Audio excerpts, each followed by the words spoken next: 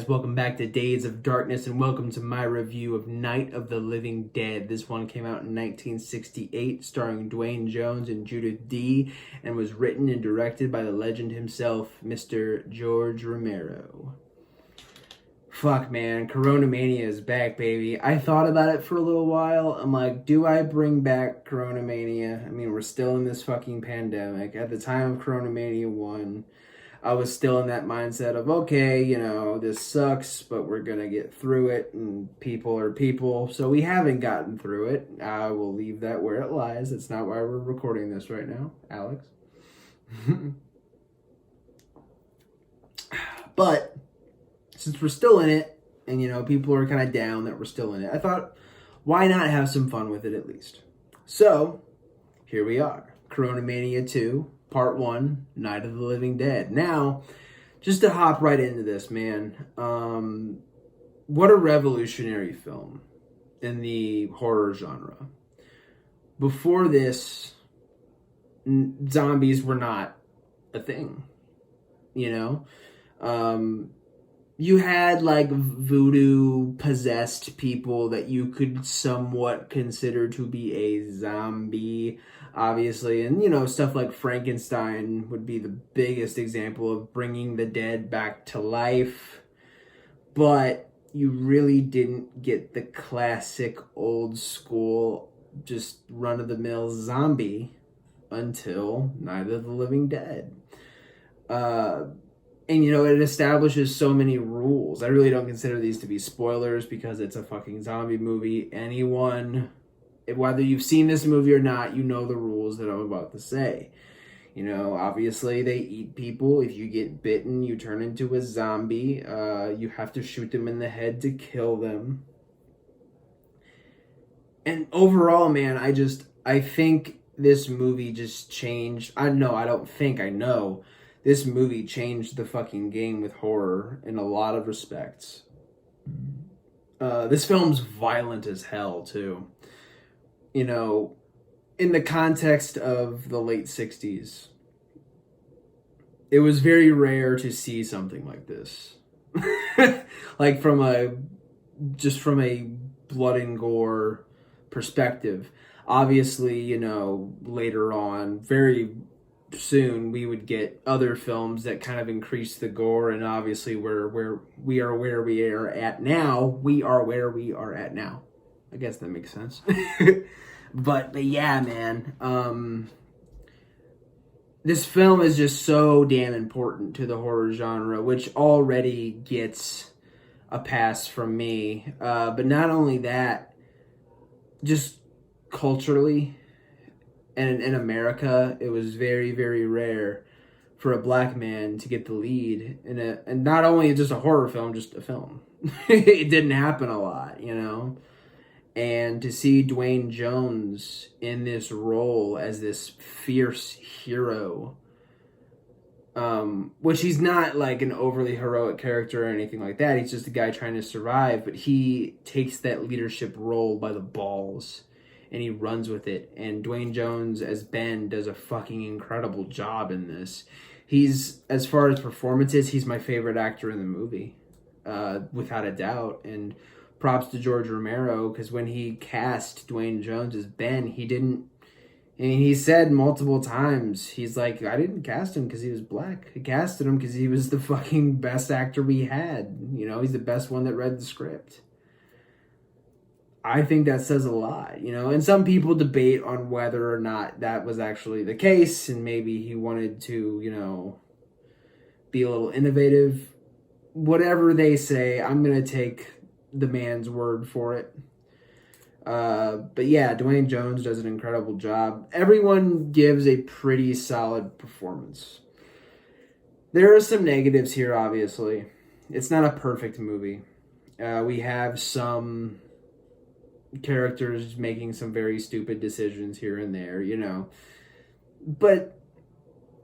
And I'm not going to make excuses for this movie. Those are flaws.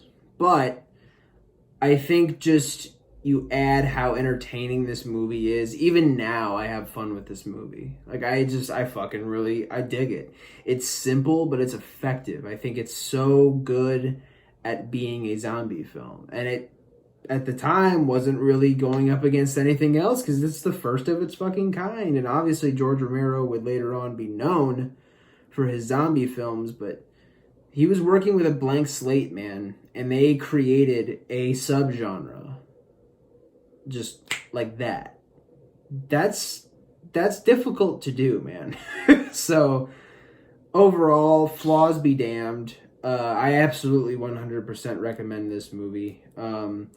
You're gonna get some hamminess here and there. It was made in 1968. It's black and white. You know, people are gonna bitch about that, which I don't understand. That it's like, oh, the special effects are shitty. Like, I mean, it was made in fucking 1968. What do you want from them? And really, to be honest, the special effects aren't bad in this movie at all. I don't think. You know, some of the acting's hammy here and there, but you know, it was a very low budget independent film that fucking blew up. If this movie doesn't get made, there's a very good chance Halloween doesn't get made. Because this film not only inspired just horror, people to make horror movies, it inspired people who had a very low budget to make a horror movie. Which, you know, Halloween. But we're not talking about Halloween right now. We're talking about Night of the Living Dead. But yeah, man, I'm rambling. Overall, I fucking really enjoy this movie. We're going to hop into the spoiler section here, guys. But do I recommend this movie? 100%. Absolutely. Go out and see it. It is, in my mind, essential horror viewing, especially if you're a zombie mark like I am. So, with that being said, let's go ahead and hop into the spoiler section and let's spoil the shit out of this motherfucker.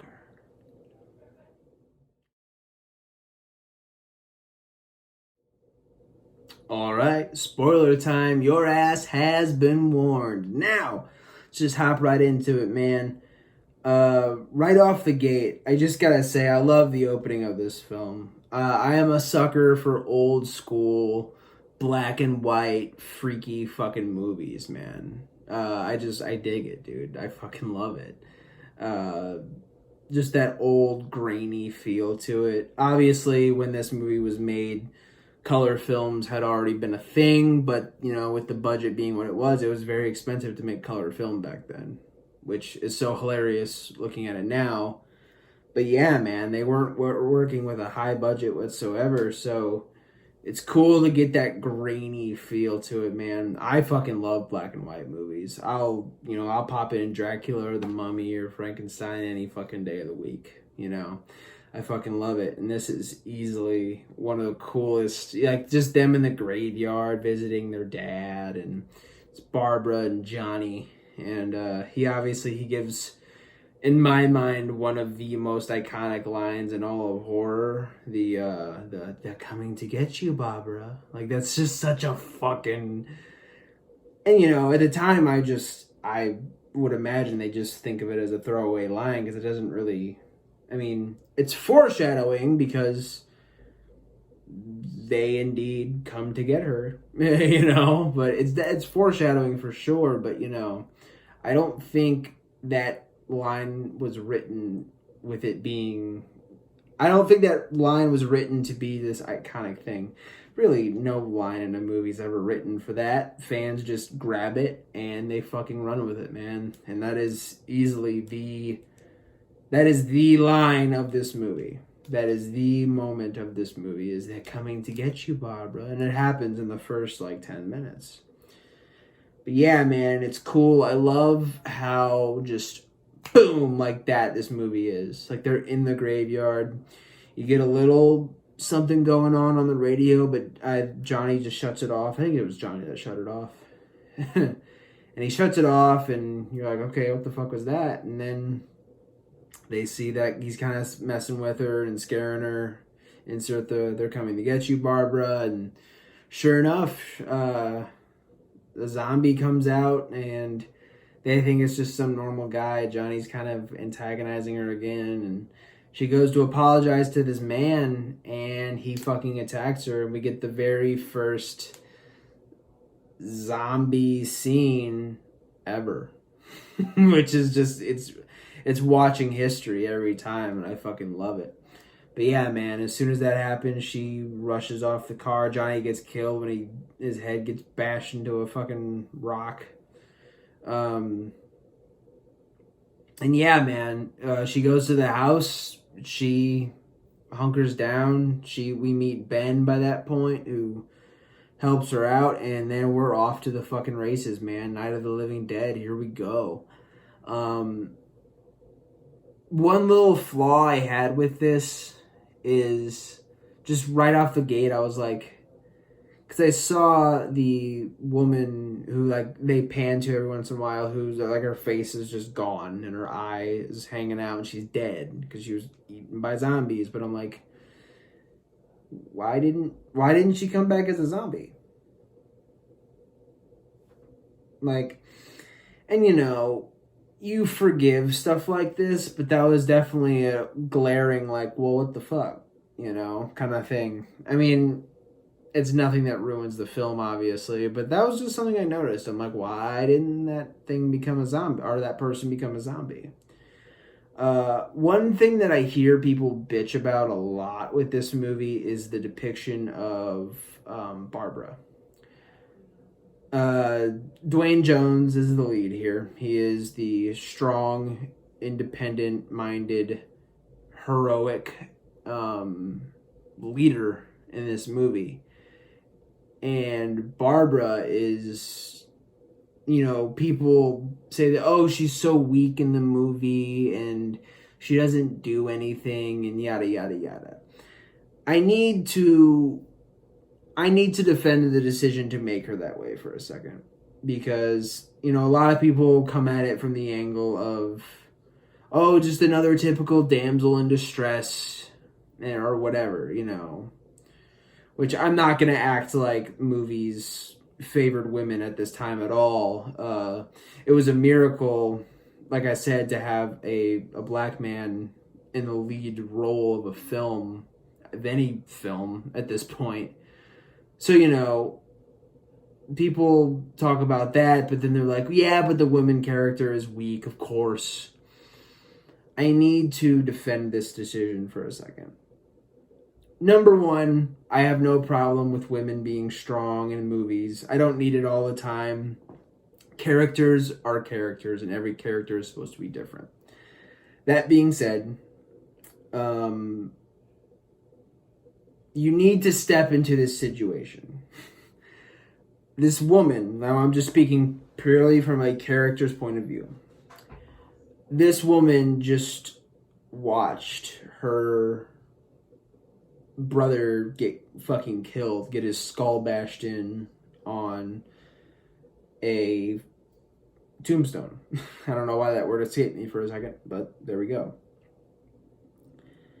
She goes from that to, all of a sudden having to lock herself in this house with this man she does not know. She has no idea if this is a good guy, bad guy, whatever. And she is slowly learning that the dead people are coming back to life, and they are surrounding the house, and they want to fucking kill her. And later on it is revealed to eat her. I dare any of you to tell me that you would not be shitting yourself. Like, and everyone responds to crisis situations differently, but to go into it and just expect everybody to be this strong, heroic, brave person, it's not realistic. There are people that would fucking shut down and just be a shell of themselves and fucking lose it. And she loses it in this movie. She is void. She's blank. She's in complete shock and terror throughout this entire movie. And so people are like, oh yeah, she's useless. Fucking A, right? She's useless. she can't do shit. That's the whole point of the character, is to depict the fact that there are people fucking shut down mentally with corona. It happens, man. There are people who when their lives are changed forever, or in, you know, this real world thing we're going through right now, when their lives are impacted drastically, there are people who fucking lose it. It happens, man. So I've never understood the criticism of that character. It just doesn't make any sense to me, you know. All love to the 1990 remake of this, where Barbara's this awesome, kick-ass, you know, fucking brave, cool character. Good. Awesome. I have no problem with that. But I also have no problem with this depiction of the character either, because it is not out of the realm of possibility that character would just shut down. I don't have a problem with it. Anyways, let's talk about Ben, man. We talked about him a little bit here at the beginning, but that was mostly talking about how fucking cool it is to have a black man at this time be a central character. Not a central character, but the main fucking character. He is the lead of this movie. That's cool. That's really cool. That's good progress, obviously. You know, as humanity, we had a long way to go as far as that equality is concerned, and in certain aspects, unfortunately, we still have a fucking long way to go. We're not here for that. If you want my opinions on that, Black Lives Matter. Straight up. Don't like it? Unsubscribe. But anyways, that is the most controversial, which that's not a controversial statement. Go fuck yourself. But anyways, but the character itself, I really like. You know, I think he is a no bullshit, no compromise character. He is serious as shit. He's just trying to find a way to survive and get out of this. At no point do they really push the hero thing too much, which I like. Because I know I said he's heroic, and he is. You know, he saves people in the movie and yada, yada, yada. But he's not this, you know, throw his own life away to save somebody else type of cat. He's really not. He is a no-nonsense, no bullshit, let's fucking figure out a way out of this. Like, he is on it. And then we get the other characters. We get, you know, Harry and Helen and Tom and Judy, and they're all fucking complaining, and not complaining, but they're all debating whether or not to go in the basement or stay upstairs, which is so ironic because Harry, who's a fucking dickhead, is saying to go down in the basement, and Ben is adamant. He's like, no, we're staying up here. If shit hits the fan, there's more ways to get out. And Harry's like, fuck you, and goes back into the basement. What's so ironic about that is at the very end, when everybody else is dead. Sorry, we're in the spoiler section. What do you want? Ben ends up, you know, stocking up in the basement, and he's like, that's really the only place he has left to go, and he makes it, seemingly. But yeah, man. But while they're arguing and shit about that, Ben is adamant. He's like, listen, motherfucker, I'm the leader. I am calling the shots. You just stumbled your fucking ass in here up in the basement. I didn't even know you were here. Sorry, but I'm calling the shots. You go down there, you can be king of the castle. Up here, I'm the king, goddammit. Straight up. Love characters like that. Ben, fucking awesome, man. Let's talk about the setting for a second. Before that, all the other characters are cool. Harry's a fucking dick. They're all very one-dimensional. Ben is easily the most interesting, cool character in this movie. Barbara's Barbara, who I think she does a very good job of representing that sort of person who just shuts down in a situation like this. You have Harry, who is just a complete selfish asshole dickhead, and as we've seen with Corona, that's not unrealistic either. There are plenty of people who are just like, you know what, fuck everybody else, as long as I'm happy and I'm serving myself, And, my family in this case with him, whatever, fuck everybody else, I don't care. Which that is not a good way to be. I'm all about helping your family and protecting them and, letting them be, bottle cap, letting them be first and foremost. Nothing wrong with that, but there's a limit. Anyways, so yeah, that makes Harry a fucking dick. Helen, his wife, she is just his wife. And their daughter, which I can't remember the name of, but that's a really cool little angle there where she's she's down there and she's sick, and the entire time you're like, okay, well, what the fuck's wrong with her? Is she just traumatized because of what's going on, like Barbara? And then it's later on revealed that she was bitten, and that's a pretty big blow, because then you very soon after that realize that, oh shit, you get bitten, you turn into a zombie, and she fucking kills her parents, which was crazy to me because she kills the dad in pretty traditional zombie fashion, just chews his arm off or whatever she does to him. But with her mom, she actually takes a hoe or some sort of gardening tool and stabs her mom to death. Now, this is a zombie, and this is where I kind of want to get into the fact that, yes, this is the first zombie film. Yes, it is the thing that established zombies. But there are differences with these zombies. Yes, they are slow. Yes, they don't talk. But there are moments in this film where zombies use weapons. And they are not stupid by any means. They're not.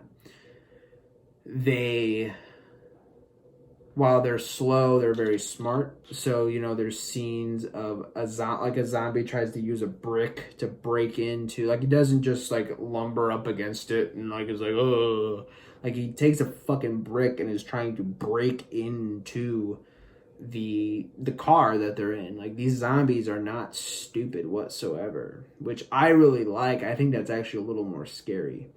You look at the zombies on The Walking Dead, and they literally are just a mass of rotting, putrid, dead flesh, which is fine.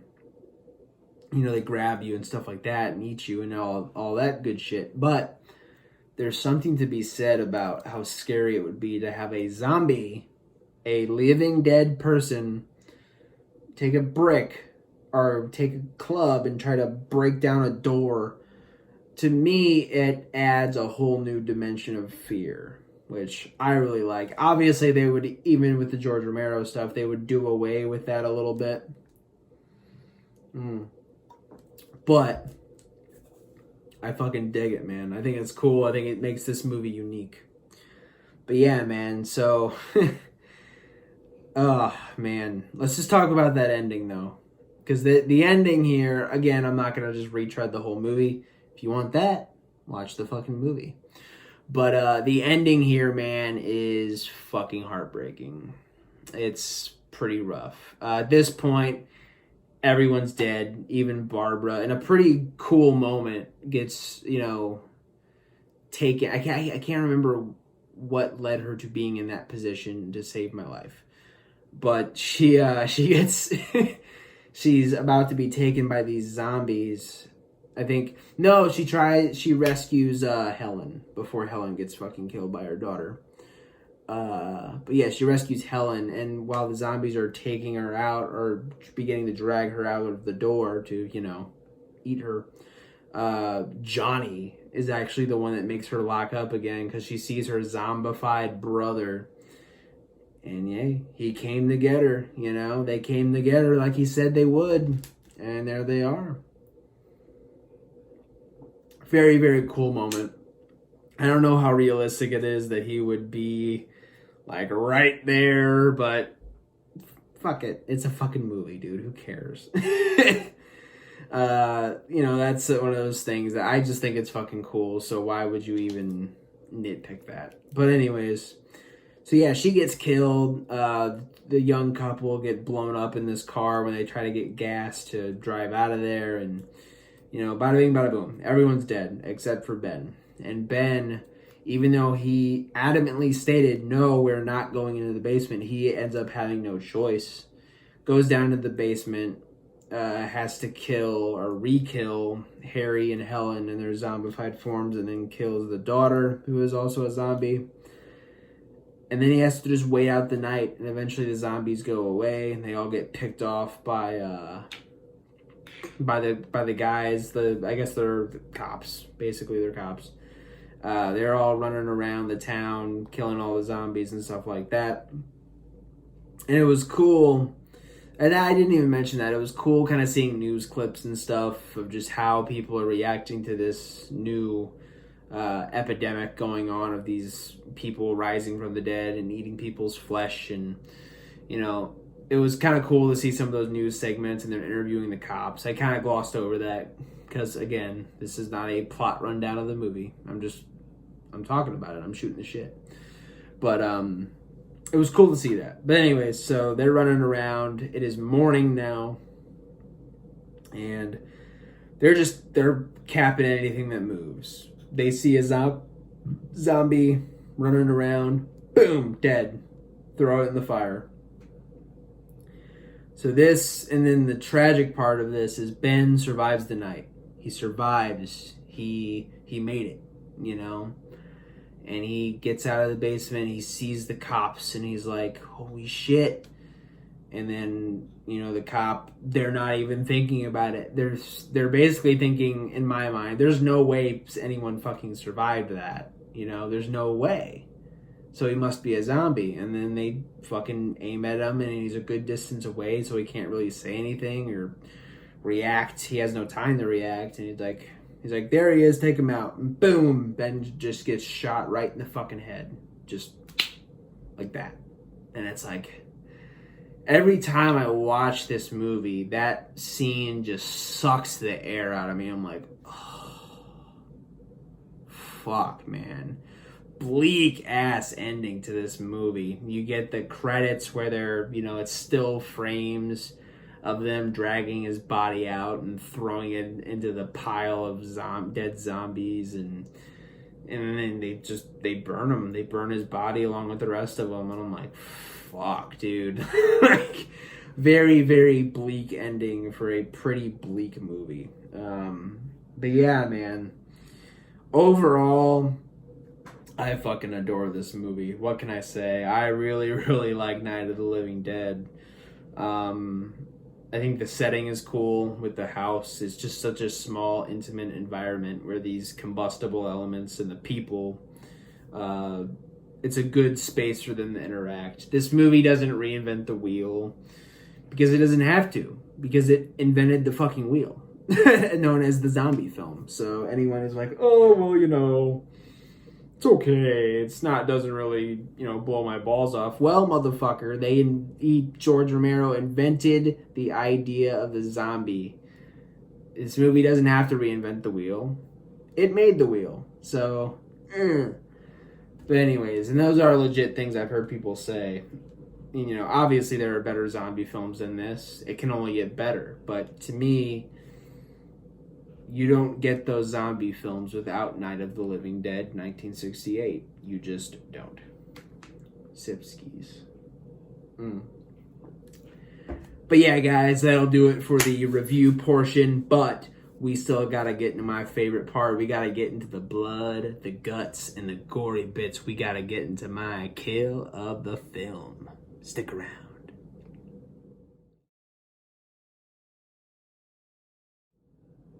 As I've said before, Night of the Living Dead is a very, very, very innovative film.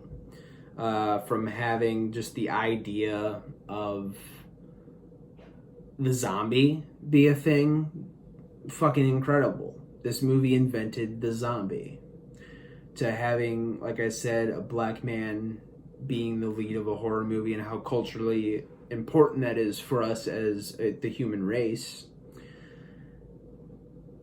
There's so many important parts of this movie that play an essential role into the horror genre and just movies and human culture in general. But to me, one of the big ones is the fact that this movie, for the time, is so fucking graphic and gory and bloody. Oh my god. Now, I know I'm selling it pretty hard. This is not a splatterfest. It's not, people aren't getting their fucking heads ripped off and their stomachs ripped open and all that good shit. But man, oh man, like for the time, like seeing a zombie reach his hand in and having someone axe their fingers off, you didn't get shit like that back then. And if you did, it was very, very, very rare. So it's such good shit. You're seeing people with bullet wounds in their head and fucking just, this isn't really blood and gore, but there's nudity in this movie, which was very taboo. Not completely unheard of, obviously, but it just didn't happen a lot. Especially like zombie nudity. Well, zombies weren't a thing, but anyways, lots of really good shit in here, man. But easily, and there's some really good kills, obviously. As heartbreaking as it is, Ben's death is pretty remarkable in just how, like, boom, fuck you, he's dead. That makes it stick out pretty hard for me. Johnny getting his head slammed into the tombstone is cool. Again, it's not the most overly bombastic thing in the world, but it is pretty brutal. Barbara getting drug out by all the zombies while you don't really see what happens to her still is a pretty cool visual. Getting to see Helen get stabbed to death by her undead daughter with a fucking gardening tool is, again, you did not see shit like this back then. Like, people were shocked when this movie came out. They're like, what the fuck? Like, you can show that? Like, that's the frame I'm coming from, is, oh my god, for the time, this movie is so graphic. And to me, the peak of that is what it makes my next topic my kill of the film. So when when Tom and Judy drive out to get the gas. Originally, it was just going to be Tom, and then one of those stupid, dumb character moments, Judy's like, I'm going to come with you. And he's like, okay. And they fucking drive out, and this dumbass catches the fucking car on fire, and then they try to drive away to not blow up the whole station. And then I think Judy's coat gets caught on something, and just all this fucking bullshit leading to their death. And once it happens, holy shit, the fucking car completely blows up. Really cool filmmaking there. I love how the whole screen just turned white. And it was just like, pretty cool shit. And a pretty cool, unique explosion scene as well. Typically, you would just get, like, just a car explosion. But they obviously didn't have the budget for that. So they utilized their lack of money in a very, very cool way. But anyways, that alone makes it my kill of the film just because of how shocking that is. But then you get zombies getting to have some cooked meat, and they reach in there and they're fucking grabbing them. You see one of them pull a foot out, and they just go to town, man. They're munching down on what I imagine was like animal fucking guts or some shit. Like something gross that those actors probably did not want to put in their mouth whatsoever, but you do it for the art, baby. But yeah, man, they're chowing down on shit. You see intestines and just all this crazy shit that for the time, it's unheard of. Like, that scene is the biggest thing to me of, like, holy fuck. Like, you can show this? Absolutely incredible, guys. Well, that is going to do it for me for Night of the Living Dead. And next time on Days of Darkness in Corona Mania 2, Part 2, we're going to go from the very first zombie film of all time to, in my mind, one of the most unique zombie films of all time. We're going to be talking about Overlord, which I fucking really like. Spoiler alert, you're not going to get a dig on that movie from me. I fucking dig it, but who knows? It's going to be my second time watching it. Might have a little bit of a different opinion. I doubt it. That movie's fucking awesome. But yeah, guys, looking forward to that. Also, just got done watching Mortal Kombat last night. Probably gonna upload that. I mean, I'm gonna record it right after I get done with this. But definitely go check that out too. Just getting my initial thoughts on the movie and yada yada yada. And yeah, guys, that's gonna do it for me. Take care of each other. Take care of yourself. Keep watching horror. And fuck yeah. All right, guys. Take care.